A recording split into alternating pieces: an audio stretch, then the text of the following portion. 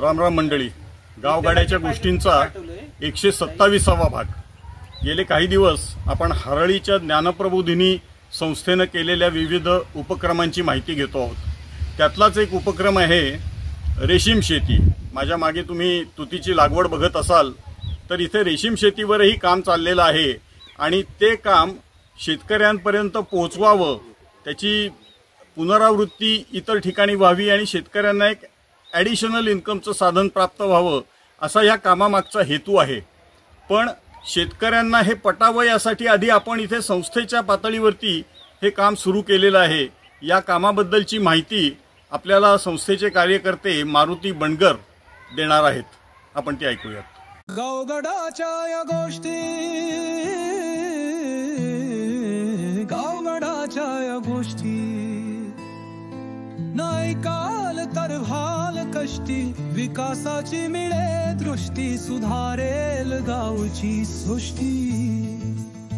नमस्कार, माझं नाव मारुती बनगर।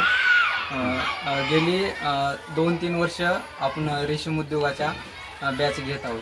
तर हे बॅच घेण्या अगोदर ह्या शेडचं आपण निर्जंतुकीकरण करून घेतो आणि त्यानंतरनं 10 दिवसाच्या आळ्या घेऊन येतो। ते आणल्यानंतरनं त्यांना दररोज बाहेर तुतीचा पाला आहे ते दररोज जसं त्यांची म्हणजे 5 अवस्था असते, त्यांच्या अवस्थेनुसार त्यांना पाल्याची गरज लागते। मग आपण तसं त्यांना पाला आणत देतो। आता या रेशीम आळे आहेत त्यांचे 5 अवस्था पूर्ण होऊन आता यांनी कोश विणण्याच्या अवस्थेत आहेत। ते कोश तयार झाल्यानंतरनं आपण ते कोश लातूरच्या मार्केटला विक्रीसाठी घेऊन जातो। एक बॅचमधून किमान त्यांचे 25 अंडकोजी म्हणून असं माप असतं, त्यातून 25 अंडकोजीपासून किमान 20 किलो कोश तयार होते आणि त्या कोशापासून वस्त्रवन पुढे ते तयार होत असतं, रेशमी वस्त्र। हां, रेशमी वस्त्र। पण हे 25 किलो किंवा काय त्याचा दर काय असतो? एका किलोला किती मिळतात साधारण उत्पादकाला? लातूरचा भाव बघितला तर 500 ते 600 असतो आणि रामपूर बँगलोरला 1000-1500 पर्यंत जाऊ शकतो। हो का?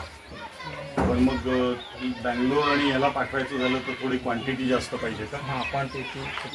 अच्छा। आणि आता हे शेतकऱ्यांना तुम्ही म्हणजे हे सिद्ध झालं की शेतकऱ्यांपर्यंत हे पोचवायचं म्हणून काही उपक्रम तुम्ही योजणार आहात का?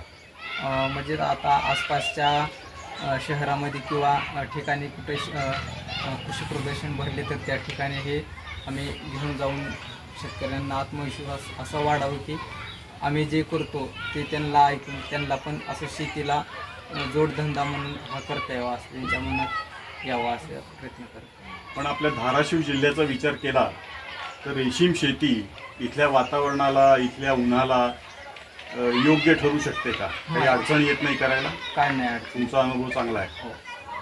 अच्छा। त्यात खूप काय असं म्हणजे अडचण नाही। जर आपला तापमान वाढलं तर थंड पाणी मारून हे करू शकतो, पाणी मारून तुम्ही मेंटेन करू शकतो आपण। अच्छा, चांगलं आहे। लवकरात लवकर तुम्ही शेतकऱ्यांपर्यंत पोहोचावं अशी मी तुम्हाला सदिच्छा व्यक्त करतो। धन्यवाद। नमस्कार प्रमोदराव, आमच्या ह्या उद्योजकता केंद्राकडनं तुम्हाला ही रेशमाची सप्रेम भेट। धन्यवाद, धन्यवाद। असंच रेशीम गाठी आणि रेशीम धागे वाढत राहू। धन्यवाद।